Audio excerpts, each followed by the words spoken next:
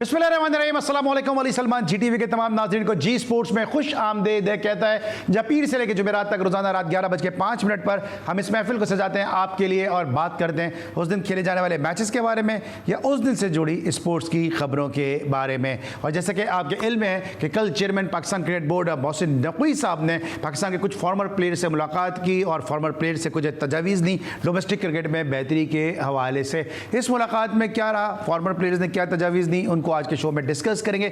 इसके साथ साथ जो है वो हमारा जो पड़ोसी मुल्क है इंडिया, उन्होंने अपने हेड कोच का ऐलान कर दिया है और गौतम गंभीर को BCCI ने नया हेड कोच मुकर्रर कर दिया है, क्योंकि राहुल द्रविड़ ने जैसे ही वर्ल्ड T20 इवेंट अपने नाम किया था उन्होंने फ़ौरन ही जो है वो इंडियन टीम की कोचिंग करने से मजीद मना कर दिया था और उन्होंने कहा था उनका यह आखिरी असाइनमेंट है। तो काफ़ी अर्से से ये बातगश जारी थी कि गौतम गंभीर टीम इंडिया के नए हेड कोच होंगे और आज उसका बाज़ाब्ता तौर पर ऐलान कर भी दिया है। आज इन्हीं टॉपिक्स पे गुफ्तगू करेंगे। इसके अलावा पाकिस्तान क्रिकेट से जुड़ी दीगर जो खबरें हैं उनको भी डिस्कस करेंगे। लेकिन सबसे पहले प्राइम का फॉर्मेट, आज की top stories.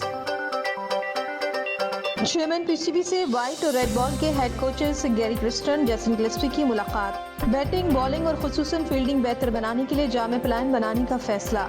Chairman cricket board Mohsin Naqvi ने कोचेस को फ्री हैंड दे दिया। चेयरमैन PCB मोहसिन नकवी से साबिक क्रिकेटर की अहम मुलाकात। डोमेस्टिक क्रिकेट की बेहतरी के लिए तजावीज़ पर तबादला ख्याल। T20 वर्ल्ड कप में कौमी टीम की मायूस कुन कारकर्दगी पर भी गुफ्तगू। क्रिकेट की बेहतरी के लिए मुशावरती अमल जारी रहेगा, कोचेस का मयार बढ़ाने की ज़रूरत है। Chairman PCB Mohsin Naqvi. World championship of legends tournament में पाकिस्तान और ऑस्ट्रेलिया ने सेमीफाइनल के लिए क्वालिफाई कर लिया। ज़ाब्ते अखलाक की खिलाफ वर्जी पर कौमी विमेन क्रिकेटर्स नजिया अलवी और आयशा अमजद पर जुर्माना आयद कर दिया गया। भारतीय बोर्ड का दौरे श्रीलंका में रोहित शर्मा और विराट कोहली को आराम देने का फैसला। पांड्या भारतीय टीम की कप्तानी के लिए मजबूत उम्मीदवार। भारतीय fast bowler Jasprit Bumrah player of the month करार। यूरो कप सेमीफाइनल मुकाबलों का आज से आगाज। पहले सेमीफाइनल में स्पेन और फ्रांस मध्य मुकाबिल होंगे। दूसरे सेमीफाइनल में कल इंग्लैंड और नीदरलैंड टकराएंगे। जी नाज़रीन, ये थी आज की टॉप स्टोरीज और आपने टॉप स्टोरीज में देखा और इस तरह मैंने प्राइम की इब्तिदा में भी कहा कि chairman cricket board Mohsin Naqvi साहब ने फॉर्मर प्लेयर्स से मुलाकात की है और फॉर्मर प्लेयर्स ने उनको डोमेस्टिक क्रिकेट में बेहतरी के हवाले से कुछ तजावीज़ भी दी हैं। जो प्लेयर इनसे मिले उन्होंने मुख्तलिफ मौज़ूआत पर गुफ्तगू की। किसी ने कहा कि जनाब KP में कोई अकेडमी नहीं है, KP में अकेडमी होनी चाहिए। इसके साथ साथ सलमान बट ने तजवीज़ दी कि सलमान बट ने कहा कि किसी को भी आप लीग का NOC दें तो उसके लिए 5 जो फर्स्ट क्लास मैचेस खेलना ज़रूरी हैं। और किसी ने कहा कि मैं इतना तालीम याफ्ता हो गया हूँ, मुझे PCB क्यों नहीं पूछता। और किसी ने कहा कि आपने टेस्ट क्रिकेटर्स के लिए तो आपने पेंशन रख दी है, वनडे इंटरनेशनल क्रिकेटर्स के लिए भी पेंशन का सिलसिला होना चाहिए। गर्ज जितने क्रिकेटर इतनी ही बातें, लेकिन डोमेस्टिक क्रिकेट में इस मुलाकात से क्या बेहतरी आएगी यकीनन ये आने वाला वक्त ही बताएगा। इस वक्त वी आर वेरी ब्लेस्ड कि हमें ज्वाइन किया पाकिस्तान क्रिकेट बोर्ड की एक इंतहाई कद-आवर शख्सियत ने, जो क्रिकेट एडमिनिस्ट्रेशन के हवाले से एक बहुत बड़ा नाम है, बोल्ड एंड बुलंद गुफ्तगू करते हैं। 1975 में वो पाकिस्तान क्रिकेट बोर्ड के सेक्रेटरी के ओहदे पे भी रहे और उसके बाद पाकिस्तान क्रिकेट बोर्ड के 20वें चेयरमैन के तौर पे भी उन्होंने पाकिस्तान के लिए सर्विसेज दी। मेरे साथ आप मौजूद हैं पाकिस्तान की सिविल एडमिनिस्ट्रेशन का एक बड़ा नाम, पाकिस्तान क्रिकेट बोर्ड का एक बड़ा नाम कि जो माजी में भी हमारे शो का हिस्सा रहे, खालिद महमूद साहब ने हमें बज़रिए टेलीफोन कॉल ज्वाइन किया। उनको शो में खुशामदीद कहते हैं। अस्सलाम वालेकुम सर। जी वालेकुम अस्सलाम। Sir thank you so much once again for joining us. और हम अपना को बड़ा ब्लेस फील करते हैं कि जब आप जैसी कदावर शख्सियत जी स्पोर्ट्स के लिए अपना गुनोगु मसरूफियात में से अपना वक्त निकालते हैं। सर सबसे पहले तो बताइए कि इस किस्म की जो मुलाकातें हैं या माजी में भी देखते रहे हैं कि क्रिकेटर्स आते हैं, मुलाकात करते हैं, मुलाकात का एजेंडा कुछ और होता है, चेयरमैन किसी और मकसद से बुलाते हैं और जो फॉर्मर प्लेयर्स हैं वो अपने अपने CV लेके वहाँ पहुँच जाते हैं। तो कोई आपको फ़ायदा नज़र आ रहा है इस मुलाकात का? बहुत शुक्रिया, आपने इतने अच्छे अल्फाज मेरे लिए इस्तेमाल किए, पहले तो उनका शुक्रिया। बाकी जहाँ तक आपके सवाल का ताल्लुक है, हाँ ये रस्म है कि जो चेयरमैन और क्रिकेट के एडमिनिस्ट्रेटर थे वो खिलाड़ियों से राब्ते में रहते थे और उनसे मशवरा भी लेते थे। लेकिन बात ये है कि ये मद्देनजर रखना चाहिए कि जो भी कोई क्रिकेट बोर्ड में दाखिल होता है, चाहे वो खिलाड़ी हो, चाहे वो उसका एडमिनिस्ट्रेशन से ताल्लुक हो, चाहे किसी और शोबे से ताल्लुक हो, वो किसी ना किसी गरज के साथ ही वो उसमें दाखिल होता है और उसके सामने एक अपना भी एजेंडा होता है अलावा उस एजेंडे के जो कि क्रिकेट बोर्ड ने रखा होता है। तो लिहाजा वो जो आपने कुछ बातें की ना कि किसी ने ये कहा, किसी ने ये कहा, किसी ने ये कहा, तो इन बातों का तो आदी भी होना चाहिए क्रिकेट बोर्ड को और उसके लिए तैयार भी होना चाहिए। बाकी जो इन्होंने खिलाड़ी बुलाए हैं, मैं समझता हूँ कि देखना चाहिए कि कौन सा ऐसा खिलाड़ी था जो अच्छा खिलाड़ी होने के अलावा उसको क्रिकेट की इंतजामी अमूर की और क्रिकेट की अच्छा खेलने वालों की कुछ पहचान भी थी। ये बड़ी अहम चीज़ है। अगर ये मेयार रखा जाए तो इसमें से बहुत से खिलाड़ी जो बुलाए गए हैं शायद वो ना बुलाए जाते। मैं एक मिसाल देता हूँ आपको कि जब 1987 में पाकिस्तान जो था वो हिंदुस्तान का दौरा कर रहा था और आपको याद होगा कि 5 टेस्ट मैचों में से एक ही नतीजा हेर हुआ और वो पाकिस्तान में जीता था और वो जीता था सिर्फ महज एक अच्छे मशवरे से। यानी इसमें ये तारीखी हकीकत है, इसको इस पे बात करने में हर्ज नहीं है। वो जावेद नियाज़ थे जिन्होंने मशवरा दिया था उस वक्त के कप्तान इमरान खान को और टीम मैनेजमेंट को कि आपको ये जो जयपुर की आखिरी टेस्ट हो रहा है उसमें एक अच्छा स्पिनर लेने की ज़रूरत है और एक ऐसा बैट्समैन भी जो उस विकेट पे ज़्यादा देर ठहर सके, जिसके नतीजे में अगर मुझे सही याद पड़ता है तो बैट्समैन के तौर पे इजाज फकीर को बुलाया गया था, जावेद नियाज़ ने मशवरा दिया था और गालबन इकबाल कासिम थे जिनको बुलाया गया था लेफ्ट आर्म स्पिनर के तौर पे, क्योंकि उससे पहले आपको पता है कि जब कप्तानी का मसला हुआ था तो इकबाल कासिम जो थे वो बोर्ड की हदायत पे चलते गए और इसकी वजह से वो मातूब ठहरे। तो ये दो खिलाड़ी आए और फिर आप स्कोर कार्ड चेक कर लीजिए। इजाज फकीर ने सेंचुरी की थी और इकबाल कासिम ने तौसीफ के साथ मिलकर बहुत अच्छी बॉलिंग की थी।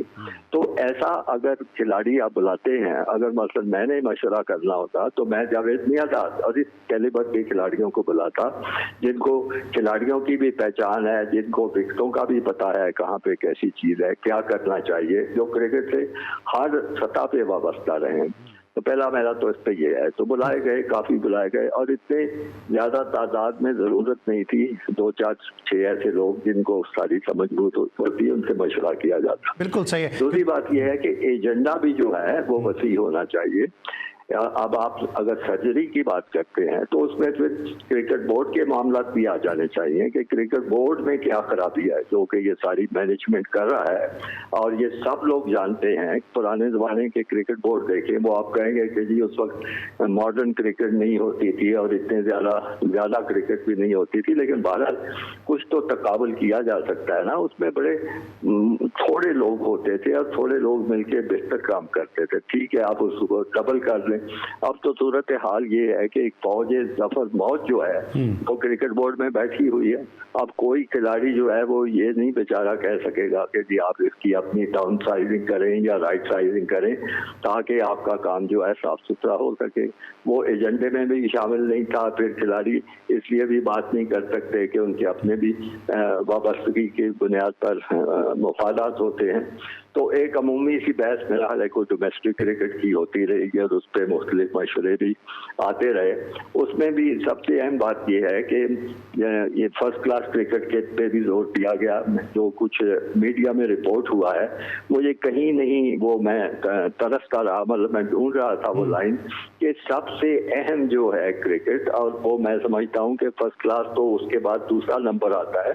सबसे अहम क्रिकेट जो है वो क्लब क्रिकेट है, क्योंकि क्लब जो होता है वो नर्सरी होती है, वहाँ से ही आप वो बीज बोते हैं, वहाँ से ही वो खिलाड़ी निकलता है। वो फिर फर्स्ट क्लास क्रिकेट से उसकी सलाहियतें जो हैं वो पॉलिश होती हैं, वो बेहतर होता है, फिर चला जाता है। तो इस मुल्क में मेरे ख्याल में क्लब क्रिकेट जो है वो बिल्कुल नज़रअंदाज हुई है। किसी किस्म की भी उस तरफ तवज्जो नहीं दी जा रही, तो ये मशवरा भी नहीं दिया गया। बाकी जो कुछ हुआ है वो आपके सामने है। बिल्कुल सही है। और जिस तरह आप 87 के इंडियन टूर की बात कर रहे हैं तो वो बहुत सारे ऐसे डिसीजन हुए जो पाकिस्तानी कामयाबी का बायस बने। यूनुस अहमद जो एक अरसे से मातूब है, उन्होंने जो साउथ अफ्रीका का टूर किया था, एक रेबल टूर किया था, वो पाकिस्तान के सेटअप का हिस्सा नहीं थे, उनको उस टूर में जो है वो शामिल किया गया। फिर एजाज फ़की को बुलाया गया अहमदाबाद टेस्ट में, एजाज फ़की ने 100 किया। उसके बाद फिर एक फैसला वहाँ पर गलत हुआ कि सलीम जाफर को टेस्ट मैच खिलाया गया जिनसे एक भी ओवर नहीं करवाया गया। लेकिन फिर तौसीफ अहमद साहब ने, जो बेंगलोर के हीरो हैं, इकबाल कासिम साहब जो बेंगलोर के हीरो हैं, इन्होंने 17 रन से जो है वो बेंगलोर टेस्ट मैच में पाकिस्तान को कामयाबी दिलाई। तो एक बड़ा इंपॉर्टेंट वो टूर था कि जो भावी मशवरों से जो है वो पाकिस्तान की जीत पे मुंतज हुआ था। इस वक्त हम लेंगे ब्रेक, और जब ब्रेक के बाद वापस आएंगे तो मजीद खालिद महमूद साहब के विजडम से जो है वो फ़ायदा उठाएंगे। मिलते एक छोटे से ब्रेक के बाद।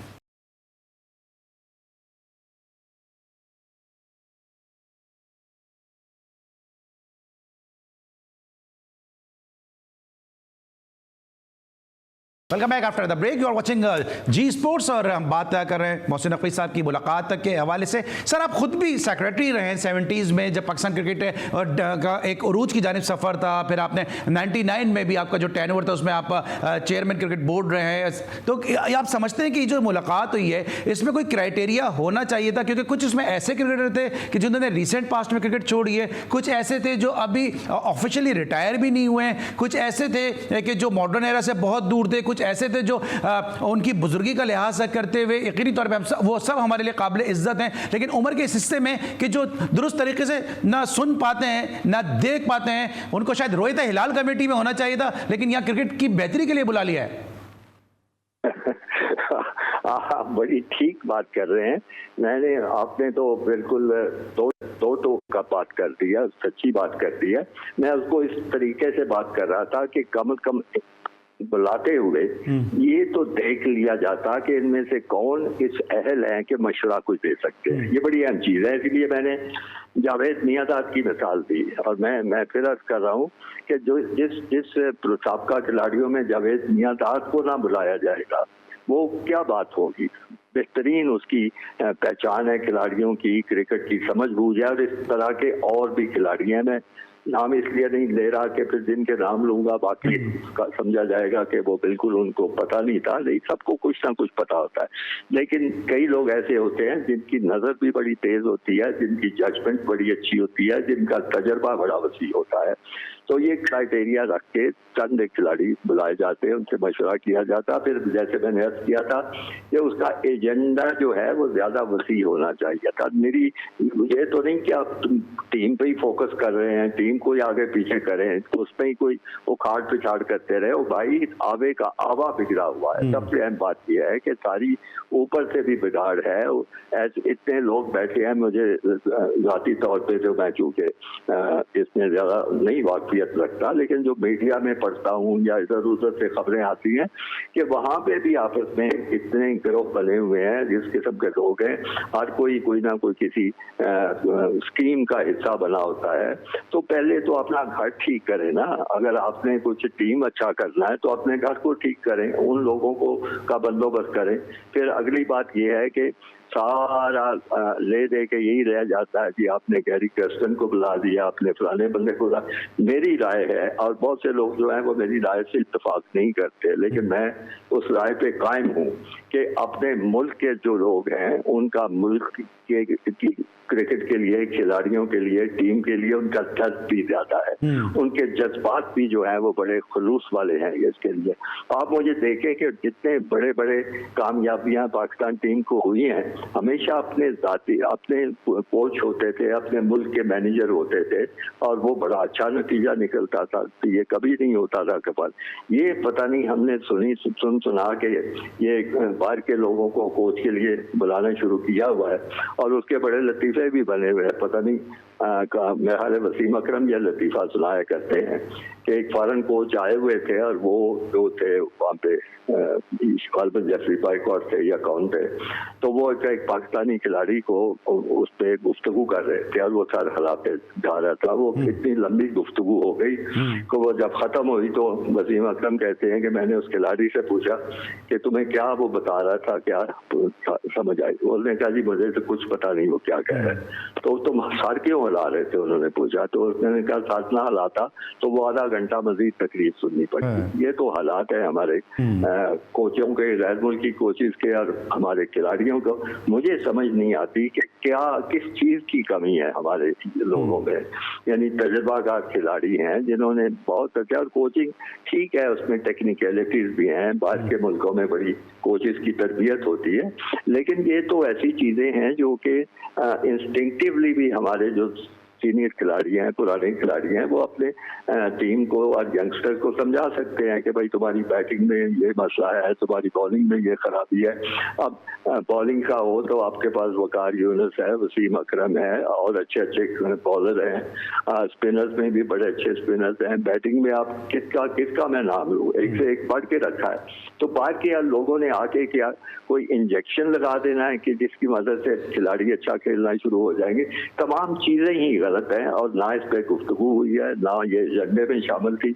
मैं समझता हूँ कि इसके बगैर जो है वो मीटिंग कारामद नहीं हो सकती थी। ठीक है, बिल्कुल सही है। और जिस तरह भी आपने उस प्लेयर की बात की है, तो एक तो जेफरी बाइकॉट का इंग्लिश बोलना, फिर उसके बाद उनका यॉर्कशायर का एक्सेंट, तो जिसकी वजह से वो प्लेयर जो है वो समझ नहीं पा रहा था कि वो क्या गुफ्तगू कर रहे हैं। लेकिन सर आप समझते हैं कि इसमें कहीं ना कहीं पाकिस्तानी प्लेयर भी जो है कसूरवार है? कोई जो है वो IPL खेलने के लिए कह देता है कि भाई मेरे पास तो, मैं तो पाकिस्तानी नहीं हूँ, मेरे पास तो इंग्लैंड की नेशनलिटी है, इसलिए मैं IPL खेलने के लिए एलिजिबल हूँ। एक कह देता है क्रिकेट कमेंट्री करने के लिए कि मैं तो पाकिस्तानी नहीं हूँ, मैं तो आधा ऑस्ट्रेलियन भी हूँ, तो पाकिस्तानी आइडेंटिटी पे वो शायद उनको कोई खिफ़त होती है कि उनको कमेंट्री मिल जाए IPL में। तो हमारे प्लेयर भी तो सर कहीं ना कहीं कसूरवार है ना, कि असाइनमेंट के लिए अपने आप को पाकिस्तानियत से ही दूर कर देते हैं वो। मैं आपसे इत्तेफाक करता हूँ, प्लेयर कसूरवार हैं, और प्लेयर जो होता है ये नहीं कि हमेशा से ही बिल्कुल पाकिस्तान के सदके बारी जाते थे, लेकिन ये होता है कि ऐसा एक माहौल, क्रिकेट बोर्ड का काम है ऐसा माहौल पैदा करना कि हर खिलाड़ी जो है वो मुल्क के लिए खेलने को तरजीह दे, ऐसा उनके लिए बरात की जाए, ऐसे उनके मुआवजे रखे जाएं। आखिर ये जो लीग में जाते हैं वो पैसों के लिए जाते हैं ना। अगर आप उसी चीज़ को अपने सिस्टम में ले आएँ और अपनी लीग्स को और अपनी क्रिकेट को इतना मुनाफे बख्श चीज़ बना दें तो वो नहीं जाएंगे। आप बेशक कम बात के लोगों की निस्बत कम भी पैसा दें, लेकिन मुल्क के लिए खेलने में उनको एक शान नजर आएगी, उनको एक लगेगा कि वो ज़्यादा हासिल अजीज होंगे।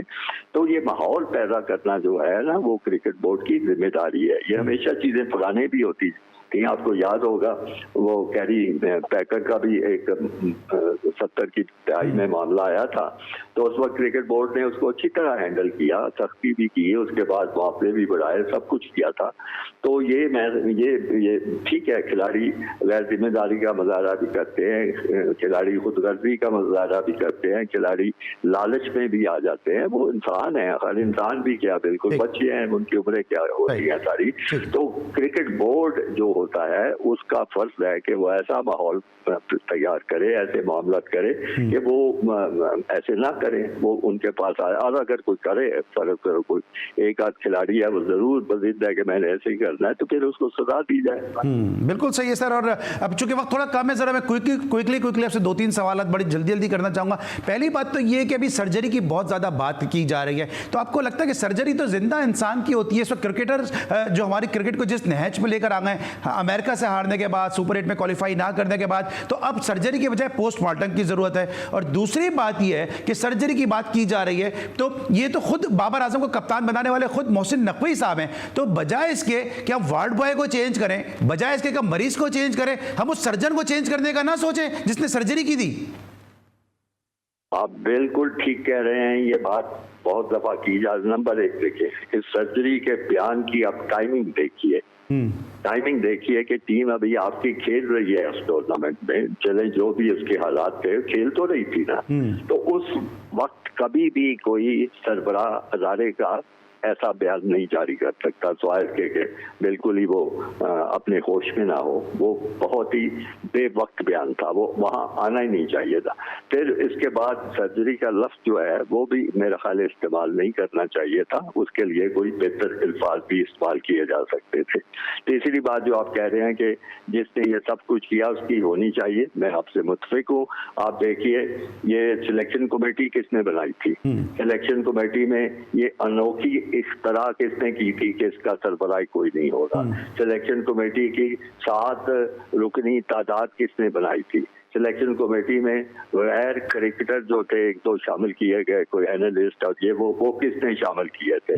फिर उसको जो टीम को भेजा गया उसकी तैयारी का कौन जिम्मेदार था, मतलब और सर बाबर आजम को कप्तान बनाया, शाहीन को 5 मैच के बाद हटा के बाबर आजम को कप्तान बनाने वाले भी यही लोग थे। वही लोग थे। फिर आप देखिए कि क्रिकेट अमेरिका में खेली जानी है, आपकी टीम वहाँ इंग्लैंड में बैठ के खेल रही है। अब इंग्लैंड की कंडीशंस का ख्याल करें, वो किस किस्म की स्विंग हो रहा है वगैरह वगैरह, और आप अमेरिका में खेलना है लेकिन वहाँ रखा हुआ, ये कौन, इन सारी चीजों का कौन जिम्मेदार था। फिर जो टीम मैनेजमेंट साथ की गई थी, एक सुना है फौज जफर मौज थी, उसका कौन जिम्मेदार था। ये सारी चीजें जो थी उसमें बिल्कुल आप ठीक कह रहे हैं कि सारा फोकस टीम पे रख दिया गया। और मुझे इससे ये ख्याल आता है कि बहुत से ऐसे ऐप और लाग धब्बे हैं जो क्रिकेट बोर्ड अपनी छुपाने की गरज से साफ नजला जो है खिलाड़ियों पे गिर रहा है, और वो भी खिलाड़ियों में से उन पे गिरेगा जिनका कोई वाली वारस नहीं होगा, जिनकी पुष्पनाई उनके खिलाफ जो उनकी अदारे कुछ कर रहे हैं तो वो बच जाएंगे, और बाकी को कमजोर जो है इसमें पकड़े जाएंगे। बिल्कुल गैर मुनसिफाना इक़दाम हैं। ठीक है, खालिद महमूद साहब के साथ गुफ्तगू का सिलसिला जारी है। इस वक्त लेंगे हम एक ब्रेक, और जब ब्रेक के बाद वापस आएंगे डिस्कस करेंगे खालिद महमूद साहब से पाकिस्तान क्रिकेट बोर्ड के मामला जो है किस नहज पे जा रहे हैं, किस तरह से ये बेहतर होंगे। मिलते हैं छोटे से ब्रेक के बाद।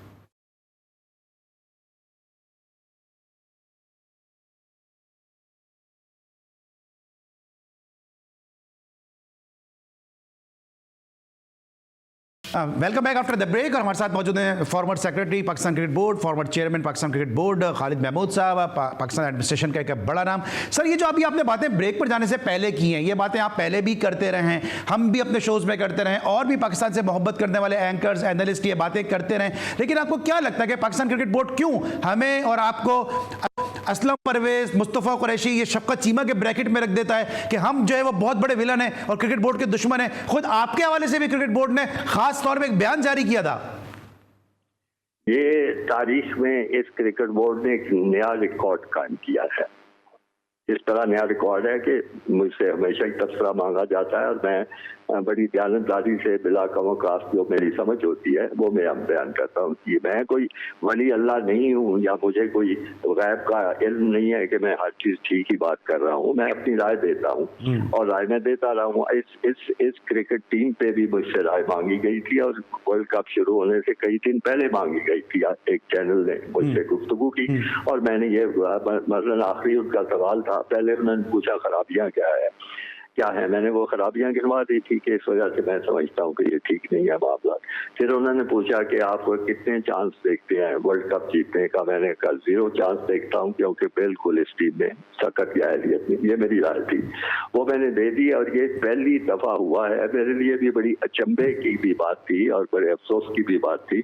मैंने उस बात को जानबूझ के आगे नहीं बढ़ाया, एक खामखा एक नई शुरू हो जाएगी जंग, कि वो एक बयान जारी किया गया कि खालिद महमूद साहब ने गैर जिम्मेदाराना गुफ्तगू की है, और टीम का जो है वो मोराल जो है वो पस्त किया है, और उनके हौसले किए हैं, उनको कोई समझ ही नहीं, वो अहमियत अपनी लेना चाह रहे हैं। बड़ी यानी मज़ाक का खेल बयान था। मेरा ख्याल नहीं था कि ये क्रिकेट बोर्ड जो है एक अच्छा बड़ा जिम्मेदार अदारा है, वो अपने साबका चेयरमैन के बारे में इस किस्म की गुफ्तगू भी कर सकता है।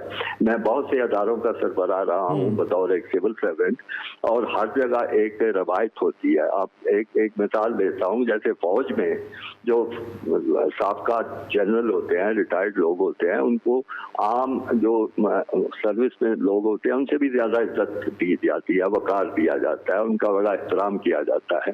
और ये क्रिकेट बोर्ड में भी बड़ी रवायत थी और हमेशा होता था। हर दफा होता था कि कोई अहम मौका होता था, दावतनामा दिया जाता था, बुलाया जाता था, इज्जत दी जाती थी।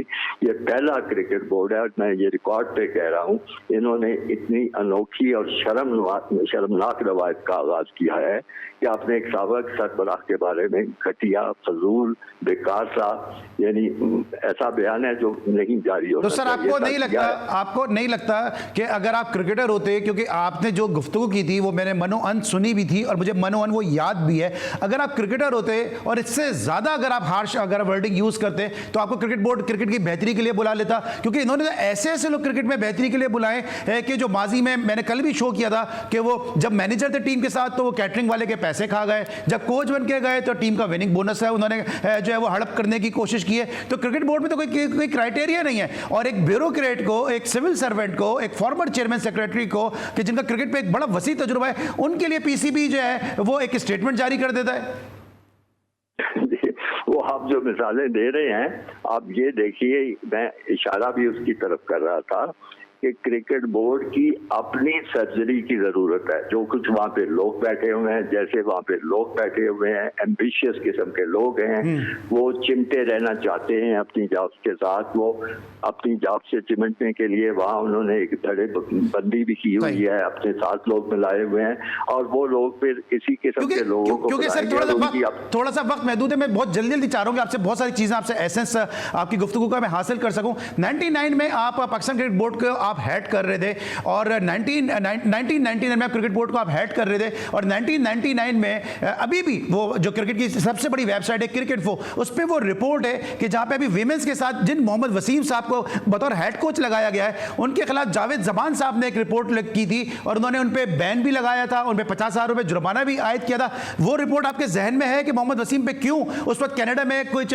इमोरल एक्टिविटीज के ऊपर बैन लगाया, और इस जैसे शख्स को जो है वो विमेन क्रिकेट के साथ लगा दिया गया? तो चुन चुन के जो है इस किस्म के करैक्टर वाले लोगों को क्रिकेट बोर्ड में शामिल किया जा रहा है। आपने 99 का हवाला दिया, ये हवाले के साथ आप क्योंकि काफी मुस्बत और अच्छी बातें क्रिकेट के बारे में कर रहे हैं, तो एक बात ये भी जरूर लोगों को बता दिया करें कि 99 का वर्ल्ड कप वो आखिरी वर्ल्ड कप था जिसमें पाकिस्तान की टीम फाइनल खेली थी, आखिरी। उससे पहले एक दफा 92 में खेली थी इमरान की बराई में, और वो जीत गए थे। ये 99 में खेले थे, लेकिन बदकिस्मती से वो हार गए थे। उसके बाद नसीब नहीं हुआ कभी पाकिस्तान को सेमीफाइनल और क्वार्टर फाइनल स्टेज से आगे जाना, बल्कि 2-3 तो वर्ल्ड कप ऐसे थे जिसमें इब्तदाई मरहलों में ही टीम बाहर हो गई थी। 2003 में, 2007 में ये वाकया पेश आया था। तो वो सबसे एक कामयाब वर्ल्ड कप था, अलावा 92 के टूर के। तो ये तो मेरी तो कारकर्दगी। नहीं सर, मैं ये बात करना चाह रहा हूँ कि जो डिसिप्लिन पे आपके जो स्ट्रिक्ट होते थे, जावेद जमान साहब जो डोमेस्टिक क्रिकेट देखते थे, मोहम्मद वसीम के हवाले से उन्होंने एक बैन लगाया था कि इमोरल एक्टिविटीज में ये कनाडा में इन्वॉल्व रहे, 50,000 रुपए इन पे जुर्माना किया था, डोमेस्टिक जो वनडे मैचेस हैं उन पे पाबंदी लगाई थी। सर मैं ये जानना चाह रहा हूँ, इस किस्म के लोगों को अभी विमेंस क्रिकेट विंग के साथ लगाया बतौर हेड कोच। अभी एक प्लेयर का मैंने आपको वैसे ही बताया कि जब वो मैनेजर थे तो वो पैसों के मामले में जो उनका किरदार था वो मैं आपको बता चुका हूँ। तो ये चुन चुन के क्रिकेट बोर्ड क्यों इस किस्म के प्लेयर्स को लेकर आ रहा है? उसकी वजह मैं बता चुका हूँ आपको कि वहाँ क्रिकेट बोर्ड में इतने ऐसे गैर जरूरी, गैर अहम, नावाकिफ लोग भरे हुए हैं जिनको जिम्मेदारियां बड़ी बड़ी सौंपी गई हैं, और वो जब ऐसे लोग आप रखेंगे तो वो फैसले भी वैसे ही करेंगे जिसकी निशानदेही आप कर रहे हैं। कोई समझदार बंदा होता वो उस क्रिकेटर का रिकॉर्ड देखता, और जो आप बता रहे हैं जावेद जमान वाली रिपोर्ट, उसको सामने रखते हुए तो उसको तो वो करीब भी ना कहीं वो घुसने देता है इसके। लेकिन चूंकि वहाँ पे बिल्कुल वो जो फारसी में कहते हैं तू मरा मुल्ला बगो मन तुरा हाजी बगो, वो एक दूसरे को बढ़ाते रहते हैं, और इस तरह की अपॉइंटमेंट्स होती रहती है और आइंदा भी होती रहेगी। अंजुमन सताइश अवामी चल रहा है पाकिस्तान क्रिकेट बोर्ड में। सर ये बताइएगा कि जो अभी कहा जा रहा है कि इंडियन टीम आएगी चैंपियंस ट्रॉफी खेलने, क्या आपको उम्मीद है कि ऐसा होगा, ये हमेशा जो है वो ये एक महबूब का वादा ही साबित होगा? मैं 2-3 इंटरव्यूज में कह चुका हूं कि मुझे उनके आने के जो इम्कानात वो ना होने के बराबर नजर आते हैं, बल्कि मैं कह सकता हूं कि वो नहीं आएंगे। ठीक है। और दूसरी तरफ उन्होंने आज की जो ताज़ा तरीन खबर है कि गौतम गंभीर को जो कोच बना दिया। हम गैर मुल्की कोचेस की तरफ देखते जा रहे हैं, जबकि हम देख भी रहे हैं कि इंडिया का ट्रैक रिकॉर्ड बड़ा ज़बरदस्त जा रहा है, तो हम उनके मॉडल को फॉलो क्यों नहीं करते? हम इंग्लैंड, ऑस्ट्रेलिया और न्यूजीलैंड और दूसरे ममालिक के मॉडल्स क्यों फॉलो कर रहे हैं? उसकी वजह मैं आपको बता चुका हूँ कि एहसास कमतरी में मुब्तला बैठे हुए हैं लोग क्रिकेट बोर्ड में, जिनको कुछ समझ नहीं है। वो बड़ा नाम एक देखते हैं और वो समझते हैं कि ऐसा वो कुछ जादू का छड़ी उसके पास है जो वो हिलाएगा और सारी टीम खेलने लग पड़ेगी। नहीं, ऐसी कोई बात नहीं, अपने कोचेज ही काम आएंगे। ठीक है सर, अगर खालिद महमूद साहब इस वक्त मोहसिन नकवी साहब की जगह होते तो बाबर आजम क्या फ्यूचर कैप्टन होते पाकिस्तान के? नहीं होते। आप देखिए, बड़ी अच्छी मिसालें देखे, इंडिया की बड़ी खूबसूरत मिसाल है।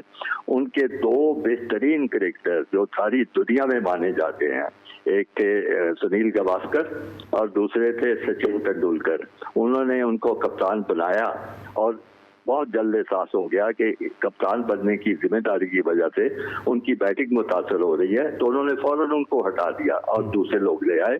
मैं समझता हूं कि दूर जाने की जरूरत नहीं। अगर उनकी मिसाल ही देख ले तो बाबर आजम को कहे कि भाई तुम बैटिंग करो, पूरा कंसंट्रेट करो और कप्तान हम किसी और को बना देंगे। ठीक है। और गावस्कर साहब की जिक्र किया खालिद महमूद साहब ने, अब जो कब से थोड़ी देर के बाद 12 बज जाएंगे, तो कल जो है वो खालिद महमूद साहब ने इस तरह गावस्कर साहब का जिक्र किया, तो कल सुनील गावस्कर की सालगिरह भी है। तो जी स्पोर्ट्स की तरफ से खालिद महमूद साहब के याद दिलाने पर सालगिरह की सुनील गावस्कर साहब को बहुत बहुत मुबारकबाद है। Sir, thank you so much for joining us. और जब भी आप आते हैं हमेशा से गुफ्तगू में एक तशनगी रह जाती है, लेकिन आपका जो वैल्यूएबल टाइम इसको देने के लिए हम आपके इंतहाई मशकूर हैं कि आप हमेशा जी स्पोर्ट्स के साथ अपनी मोहब्बत का और अपनी मुद्दत का जो है वो इजहार करते हैं। आज के लिए बस इतना ही। अली सलमान को जी स्पोर्ट्स से खालिद महमूद साहब के साथ इजाज़त दीजिए। अपना बहुत ख्याल रखिए। अल्लाह हाफ़िज़।